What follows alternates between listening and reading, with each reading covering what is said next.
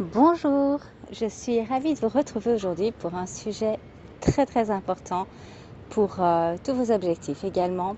Il s'agit de la pression du temps. Que vous souhaitiez atteindre un certain point, un certain physique, un certain montant dans votre activité, on a tendance à se mettre une pression du temps. On se dit voilà, pour telle date, je veux avoir perdu X kilos.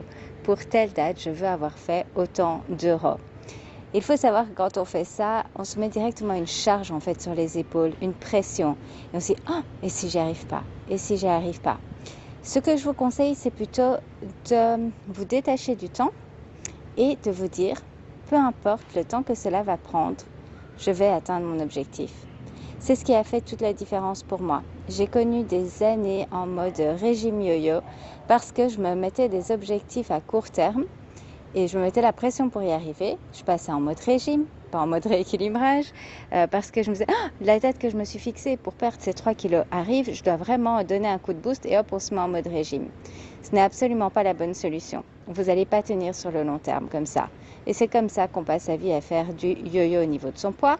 Au niveau de son business, ça peut être, on lance des choses, on fait des actions, on ne voit pas les résultats immédiats ou pas pour la date qu'on s'était fixée et du coup on arrête tout, on ne fait plus rien, on n'est plus présent. Et en fait, il faut savoir que en y allant plus zainement, vous aurez de meilleurs résultats parce que vous ne vous mettez pas la pression. Donc c'est je fais ceci, ces choix-là aujourd'hui et je sais que ça va apporter ses fruits dans X temps, mais je ne me mets pas la pression, j'ai la confiance que ça va arriver. Et cela peut vraiment vous apaiser et vous permettre de faire des choix tous les jours de votre vie pour atteindre vos objectifs sans cette pression du temps parce que c'est un choix que vous faites pour la vie. Votre rééquilibrage alimentaire, vous le faites pour la vie, pas juste pour perdre du poids.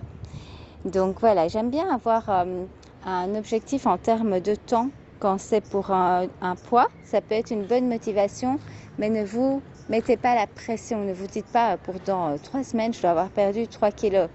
Si vous les avez perdus, super. Si pas, il n'y a aucun souci. Ce sera dans 3, 4, 5, 6 semaines. Peu importe. L'important est d'y arriver. Mais aussi, comme on l'a vu dans un précédent audio, de profiter du temps, profiter du chemin pour arriver à cet objectif. Pas de repenser, ah oui, j'ai mon objectif, mais bon, pendant X mois, je n'ai pas vécu, je n'ai vu personne, j'avais plus de vie. Donc voilà, vraiment la pression du temps, c'est quelque chose que je vous conseille de vous détacher. Aussi, quelque chose d'important qui peut aider, c'est de penser au vrai pourquoi qui est derrière et pas juste à l'excitation du démarrage. Je commence quelque chose de nouveau, je vais avoir la satisfaction immédiate de voir 1 kilo en moins le lendemain que je commence mon rééquilibrage alimentaire. Non, focalisez-vous plus sur le long terme et sur le bien-être que vous allez ressentir d'ici quelques semaines, quelques mois.